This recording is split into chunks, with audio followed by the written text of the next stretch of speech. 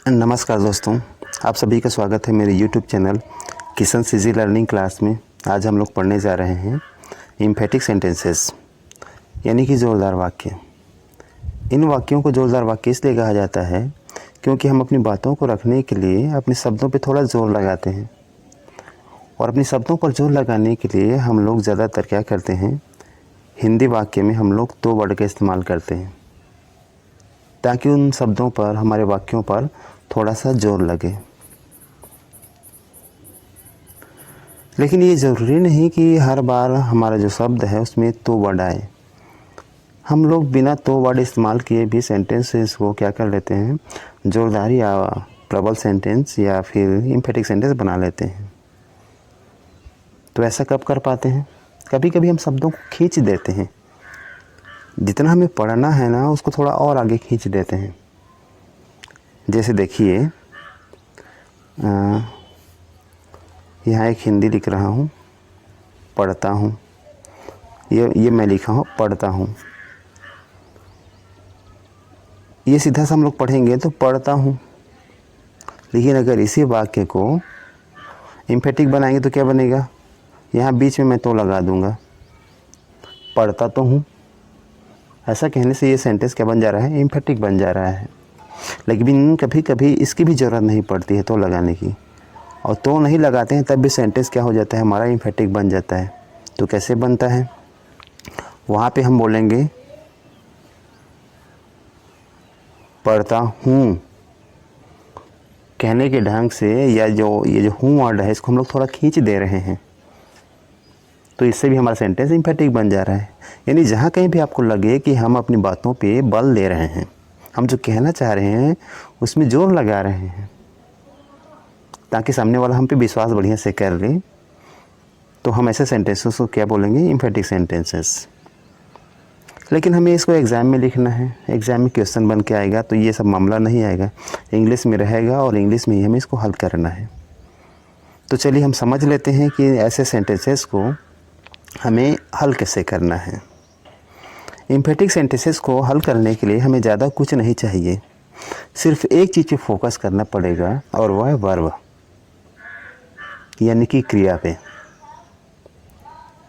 बाकी सेंटेंस में जितना भी भाग कुछ रहेगा आगे ना, उसको देखना नहीं है, बिना देखे ही हम हल कर लेंगे।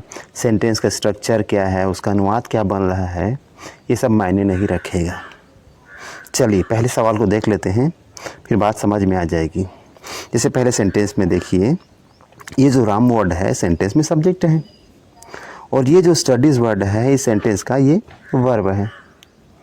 वर्ब तक ही हमें देखना है, वर्ब कहाँ पर है और किस रूप में दिया है। वर्ब का भी 5 रूप होता है, जिसको हम लोग भी 1 2 3 4 5 बोल देते हैं। वैसे 5 रूपों में ये वर्ब पाया जाता है। किस रूप में दिया गया है, बस इतने को हमें देखना है, पहचान लेना है। उसके बाद हमारा काम आसान हो जाता है। आगे जो वाक्य में और कुछ सेंटेंसेस में कुछ शब्द दिया गया है ना, वो मायने नहीं रखता है। जैसे कि इन द मॉर्निंग, एम्फेटिक बनाने के लिए इसका इस सेंटेंस से कोई ज़्यादा लेना देना है नहीं। चलिए अब देखते हैं इस सेंटेंस में ये जो स्टडीज़ वर्ड है वो 5th फॉर्म में है। इतना समझते होंगे आराम से। 5th फॉर्म कैसे है? ये जो स्टडीज़ वर्ड है ना, वो स्टडी से मिल के बना है, स्टडी के बाद बना है। स्टडी वर्ड हमारा V1 है तो स्टडीज़ हमारा V5 है। इतनी सी बात को बढ़िया से समझ रहे हैं। तो ये जो हम वर्ब दिया रहेगा ना, उस वर्ब को हम लोग अगर पहचान लेते हैं कौन से फॉर्म में दिया है तो हमारा काम आसान हो गया। तो हल करने के लिए क्या करेंगे, देखिए चलिए हल कर लेते हैं। सबसे पहले तो हम सब्जेक्ट को सेम टू सेम लिख देंगे जैसा दिया है। उसके बाद देखेंगे हेल्पिंग वर्ब। तो ऐसे सेंटेंसेस को हल करने के लिए आपको जो वर्ब फॉर्म मिलेगा ना, वो 3 ही रूप में मिलेगा। जैसे एक तो V1 मिलेगा, एक तो V2 मिलेगा, एक V5 मिलेगा। वर्ब का जो रूप रहेगा इन्हीं 3 रूपों में रहेगा। तो सेंटेंस को एम्फेटिक बनाने के लिए हम लोग क्या क्या करेंगे? अगर आपका वर्ब क्वेश्चन में अगर V1 दिया हुआ है तो आप डू इस्तेमाल कीजिए उस सेंटेंस को एम्फेटिक बनाने के लिए। अगर V2 दिया हुआ है तो सेंटेंस में डिड लगाइए, अगर V5 दिया है तो सेंटेंस में डज लगाइए। बस इतना है। और कहाँ पे लगाना है? ठीक वर्ब के पहले। ये सब्जेक्ट की बात कहिए, सब्जेक्ट की बात कहिए या वर्ब के पहले कहिए। और उसके बाद हमें वर्ब का फर्स्ट फॉर्म लगाना है, प्लस क्या करना है, हर बार जब इम्फेटिक सेंटेंस बनाएंगे हम लोग तो उसमें वर्ब जो है फर्स्ट फॉर्म में रहेगा। बस 3 ही काम करना है। एक तो हमें सब्जेक्ट लिख देना है, दूसरा इन तीनों जो ये हेल्पिंग वर्ब दिया गया है यहाँ पे डू, डिड, डज, इन तीनों में से किसी एक वर्ब को हमें अप्लाई करना पड़ेगा। ये हो गया। अगला जो काम है वो है हमारा वर्ब का फर्स्ट फॉर्म यूज़ करना। इतना करते हैं तो हमारा सेंटेंस क्या बन जाएगा, एम्फेटिक बन जाएगा। और वर्ब के आगे जितना कुछ दिया है उसे हमें कॉपी कर देना है, कुछ और नहीं करना है। चलिए इस सेंटेंस को हम हल ही कर लेते हैं। देखिए सब्जेक्ट में हम लोग क्या लिखेंगे, राम। चूँकि ये फिफ्थ फॉर्म में है तो क्या करेंगे, हेल्पिंग वर्ब हम लोग डज इस्तेमाल करेंगे। डज ये फिफ्थ फॉर्म है तो हम लोग डज इस्तेमाल कर रहे हैं। अब इसके बाद जो है हमें वर्ब का फर्स्ट फॉर्म इस्तेमाल करना है। और स्टडीज़ हमारा फिफ्थ फॉर्म है जिसका V1 ये क्या हो गया, स्टडीज़। आगे क्या क्या दिया है, in the morning. In the morning दिया है, उसको हम लोग क्या करेंगे, सेम टू सेम उतार देंगे और फुल स्टॉप। यानी कि हमारा आंसर क्या बन गया, Ram's does study in the morning. ये हो गया हमारा आंसर। तो हमने किया क्या, देखिए पहले हमने सब्जेक्ट लिखा और हर बार यही काम करेंगे, कुछ दूसरा नहीं करेंगे। पहले सब्जेक्ट लिखेंगे, उसके बाद हम लोग हेल्पिंग वर्ब लिखेंगे जो अप्लाई होता हो, डू, डज, डिड, इन तीनों में से कोई सा भी अप्लाई होता हो उसके हिसाब से। और हर बार अपने आंसर में हम लोग क्या करेंगे, V1 इस्तेमाल करेंगे, कुछ और फॉर्म इस्तेमाल नहीं करना है हर बार। इतने से बात को आप ध्यान रखिएगा। चलिए इतना सा तो समझ में आ गया होगा। थोड़ा नेक्स्ट मूव कर लेते हैं। दूसरा सवाल देखिए, ये दूसरा सवाल थोड़ा सा बड़ा है, अनुवाद से लेना देना नहीं है। ट्रांसलेशन क्या बोल रहा है ये नहीं लेना देना है, कि उसका स्ट्रक्चर क्या है ये लेना देना नहीं है। सिर्फ वर्ब को फोकस कीजिए। जैसे इसमें देखिए ये जो वेंट वर्ड है ना, ये इसका और किस गया, हाँ ये देखिए ये जो सेंटेंस है इसमें ये जो वेंट वर्ड है ना, यही इसका क्या है, वर्ब है। कट जाओ,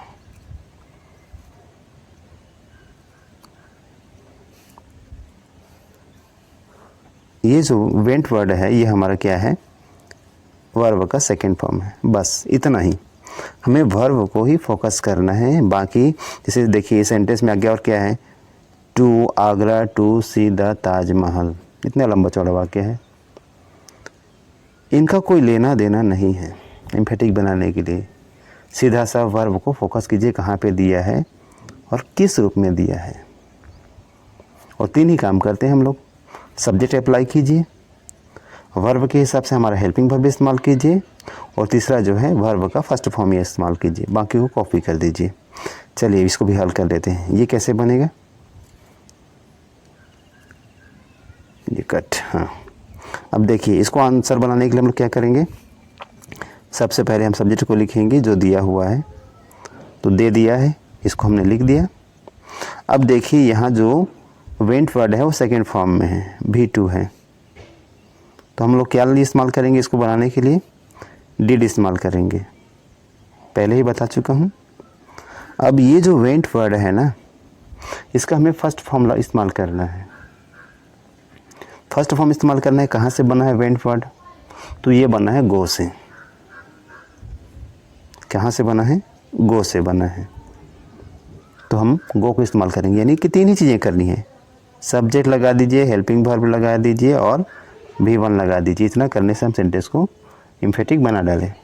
आगे क्या क्या दिया है इसमें, to Agra to see the Taj Mahal, they went to Agra to see the Taj Mahal, वे आगरा गए to see the Taj Mahal, Agra को ताजमहल को देखने के लिए। तो इसमें क्या करना है, बाकी जितना कुछ रहेगा आगे ना वर्ब के आगे, उन सबको हमें कॉपी पेस्ट कर देना है। बस फुल स्टॉप लगा दीजिए, आपका आंसर कंप्लीट। तो इस तरह से इसका आंसर क्या बना, they did go to Agra to see the Taj Mahal. इस तरह से भी हल हो गया, यानी कि हमें वर्ब के फॉर्म को ही देखना है, कौन से फॉर्म में दिया है, ज़्यादा कुछ नहीं करना है। चलिए अगला सवाल पढ़ लें। इसमें देखिए, इसमें भी हमारा जो प्ले वर्ड है ये हमारा क्या है, वर्ब है और फर्स्ट फॉर्म में है। और फर्स्ट फॉर्म में दिया है तो क्या हल करना है, मतलब कौन सा हेल्पिंग वर्ब इस्तेमाल करना है, ये मालूम है आपको, बता चुका हूँ। इसको हल करने के लिए हमने वी लगाया। अब ये फर्स्ट फॉर्म में दिया है तो क्या लगाएंगे, डू लगाएंगे। ठीक सब्जेक्ट के पहले लगाना है ना, सॉरी सब्जेक्ट के पहले बोल रहा हूँ, ठीक हमारा वर्ब के पहले लगाना है। ये जैसे वर्ब हमारा क्या है, प्ले। अब यहाँ पे क्या है, हर बार हम लोग फर्स्ट फॉर्म इस्तेमाल करते हैं। ऑलरेडी फर्स्ट फॉर्म में दिया है तो हमें क्या करना है, प्ले वर्ड ही लिखना पड़ेगा। ये हो गया V1, क्वेश्चन में जो दिया है वो भी V1 है, तो हमें कुछ बाहर से नहीं लेना पड़ेगा। और आगे क्या दिया है, क्रिकेट एवरीडे। इस तरह से हमारा आंसर क्या बना, we do play cricket everyday. हम प्रतिदिन क्रिकेट खेलते हैं। आशा है ये भी बढ़िया से समझ गए होंगे। चलिए नेक्स्ट सवाल देख लेते हैं। ये सवाल थोड़ा सा हट के है और शायद आपको थोड़ा सा परेशान कर सकता है, क्योंकि कुछ वर्ब ऐसे हैं जिनका पहला, दूसरा, तीसरा सभी एक ही जैसा होता है स्पेलिंग में, तब आपको प्रॉब्लम में डाल सकता है। लेकिन मैं आप सबको आश्वस्त करता हूँ, अगर आप वीडियो को थोड़ा सा देख लेते हैं ध्यान से तो आपको कभी कोई दिक्कत नहीं होने वाली। जैसे कि इस वाले एग्जाम्पल में देखिए, इसमें जो वर्ब है हमारा कट वर्ड है, CUT कट, काटना। काटना ये हमारा V1 है, कट ये भी हमारा V2 है, कट ये V3 है। यानी कि कट जो वर्ड है उसका पहला, दूसरा, तीसरा तीनों ही हमारा कट ही रहता है स्पेलिंग में, CUT कट। अब तीनों की स्पेलिंग सेम है तो हम इस बात को कैसे पहचाने कि इसमें जो वर्ब दिया गया है कौन से फॉर्म में है। ये तो थोड़ी दिक्कत हो जाएगी, बट दिक्कत नहीं होगी, थोड़ा सा समझ लीजिए। देखिए हमारे पास अगर जो सब्जेक्ट है ना वो क्या है, third person plus singular number है, थर्ड पर्सन सिंगुलर नंबर है, तो क्या करते हैं, या तो हमारा उसमें फिफ्थ फॉर्म इस्तेमाल होगा V5, या फिर होगा V2 का इस्तेमाल। बात समझ पा रहे हैं।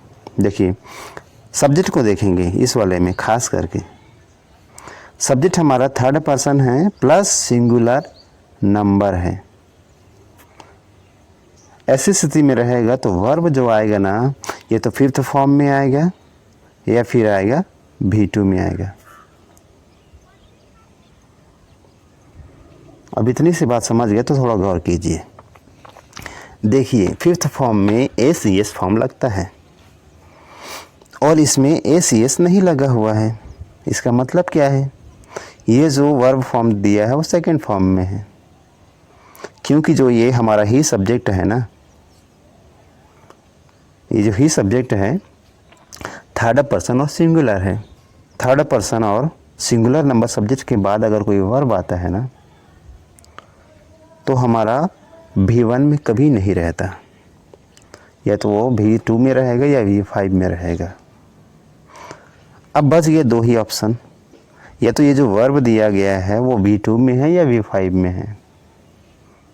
तो इस बात को क्लियर कर लीजिए, ये V2 है या V5 है। अगर ये V5 रहता तो क्या होता, इसमें S या ES लगा रहता, SES नहीं लगा है।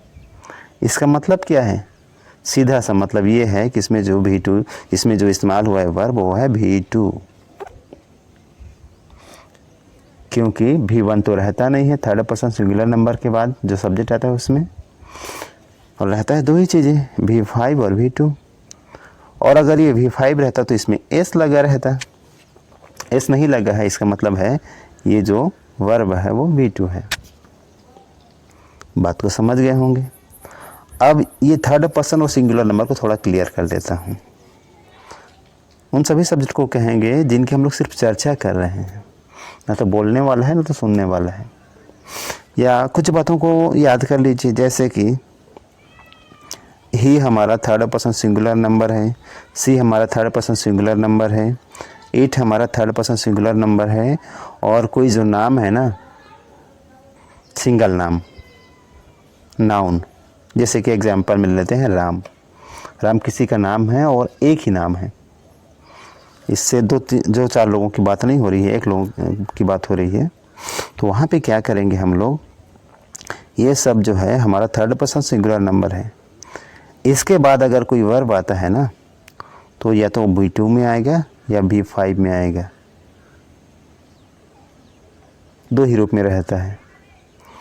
इनमें से कुछ भी इस्तेमाल हुआ है, क्यों हो रहा है, क्योंकि ये सब का सब third person singular number subject है। तो ये अगर इनमें से कोई से भी अगर सब्जेक्ट है ना तो वर्ब कभी भी V1 में नहीं हो सकता। तो ये वर्ब का फॉर्म मालूम हो गया, तो इसको हल करने में कोई दिक्कत नहीं होगी ज़्यादा। चलिए हल करते हैं। सब्जेक्ट को लिखिए ही, अब उसके बाद ये सेकंड फॉर्म में है तो लिखेंगे डिड। अब यहाँ जो कट सेकंड फॉर्म में जो इस्तेमाल हुआ है उसका हम लोग लिखेंगे फर्स्ट फॉर्म। यहाँ जो इस्तेमाल हुआ है वो V2 है क्वेश्चन में, और हम लिख रहे हैं V1। तो तीन ही चीज़ें करनी है। सब्जेक्ट लिख दीजिए, वर्ब के हिसाब से हमारा यहाँ पे हेल्पिंग वर्ब आ जाएगा। यहाँ पे ये पेन अटक रहा है, ये हेल्पिंग वर्ब आ जाएगा, और यहाँ वर्ब लगा देंगे हम लोग V1। इतना हो गया। उसके बाद बाकी जो चीज़ें हैं उनको कॉपी कर देंगे। जैसे क्या क्या दिया है, छूट रहा है यहाँ पे, यहाँ से the Apple into 2 pieces, he cut the Apple into 2 pieces, उसने सेब को 2 टुकड़ों में काटा। ऐसा करके हम लोग सेंटेंस को क्या कर सकते हैं, एम्फेटिक बना सकते हैं। आशा है ये बात को भी बढ़िया से समझ गए होंगे।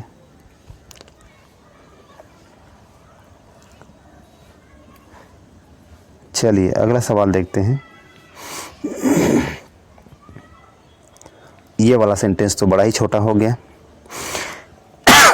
दो ही शब्द दिया है, दो ही शब्द दिया है, और ये जो पहला शब्द है वो है वर्ब, और फर्स्ट फॉर्म में दिया है। उसके बाद दिया है ऑब्जेक्ट। तो इस तरह के वाक्य को बनाने के लिए क्या करेंगे, वही जो करते आए हैं। सामने में लगा दीजिए डू। डू क्यों लगा रहे हैं, क्योंकि ये जो वर्ब है वो दिया है फर्स्ट फॉर्म में, और फर्स्ट फॉर्म में रहेगा तो हमें डू लगाना है, और स्टार्टिंग में ही है तो हमें स्टार्टिंग में ही क्या करना पड़ेगा, हेल्पिंग वर्ब को अप्लाई करना पड़ेगा, और उसके बाद हम मेन वर्ब को लगा देंगे। जैसे इसमें हेल्प वर्ड दिया गया है और यहाँ पे मी दिया है लास्ट में। तो इस तरह से हमारा सेंटेंस क्या बन गया, डू हेल्प मी। ये भी समझ गए। चलिए नेक्स्ट देखते हैं। इस तरह का वाक्य भी आपको थोड़ा सा परेशान कर सकता है, थोड़ा सा, ज़्यादा नहीं। जैसे रानी को, जैसे इसमें क्या करेंगे, ये जो रानी वर्ड है इसको हम लोग सब्जेक्ट मान लिए, इसको आप लोग मानेंगे हेल्पिंग वर्ब। ये हो गया हमारा पॉजेसिव एडजेक्टिव, और ये हो गया हमारा नाउन। ये हमारा पॉजेसिव एडजेक्टिव है। इसका मतलब क्या हुआ, इस सेंटेंस में वर्ब ही नहीं दिया है। नहीं, आपको अगर एम्फेटिक सेंटेंस बनाने के लिए कोई सवाल दिया है तो उसमें वर्ब देगा ही देगा, क्योंकि हम लोग डज को हेल्पिंग वर्ब मानते आए हैं, तो हेल्पिंग वर्ब ही समझेंगे। असल में दोस्तों ये हेल्पिंग वर्ब तो होता ही होता है, साथ में ये वर्ब भी होता है। यही आपको कन्फ्यूज़न में डाल सकता है। ये जो डज वर्ड है ना, ये हमारा वर्ब है सेंटेंस में। अब इस बात को कैसे पहचानें, क्योंकि आगे जैसे क्या क्या शब्द दिया है, हर, होम, वर्क, इनमें से कोई भाषा भी शब्द ना वर्ब नहीं है, इसलिए ये जो डज वर्ड है ना हमारा मेन वर्ब है। और इस हिसाब से हम इसको क्या करेंगे, हल करेंगे। तो इसका फॉर्म तो देखना पड़ेगा ना, कौन से फॉर्म है ये। जैसे इसका जो बेस फॉर्म है, फर्स्ट फॉर्म वो है डू, सेकेंड है डिड,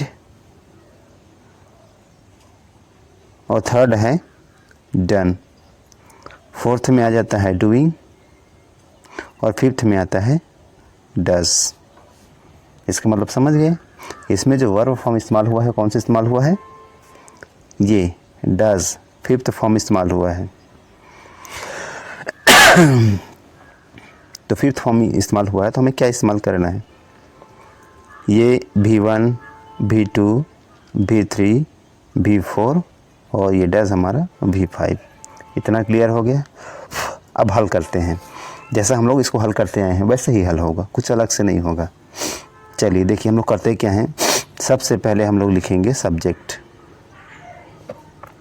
सब्जेक्ट हमने रानी लिख दिया जो दिया हुआ है सेंटेंस में। अब इसका वर्ब के फॉर्म के हिसाब से क्या लिखेंगे, वर्ब फिफ्थ फॉर्म में है, फिफ्थ फॉर्म में है तो हमें क्या करना पड़ेगा, हेल्पिंग वर्ब डज का इस्तेमाल करना पड़ेगा।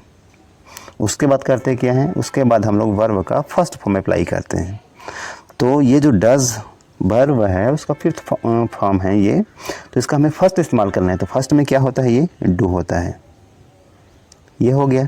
और बाकी जो चीज़ें दी गई हैं उनको आप कॉपी कर लीजिए। जैसे क्या दिया है, her homework, home work, full stop. तो इस तरह से सेंटेंस को हमने एम्फेटिक कैसे बनाया, रानी डज डू हर होमवर्क, यानी कि रानी सब्जेक्ट है, ये हमारा हेल्पिंग वर्ब है अपने आंसर में। और ये जो डू वर्ड है ना, इसको हमने V1 लिया है। और डू को ही क्यों लिया, ये देख रहे हैं, ये हमारा V5 था इसलिए।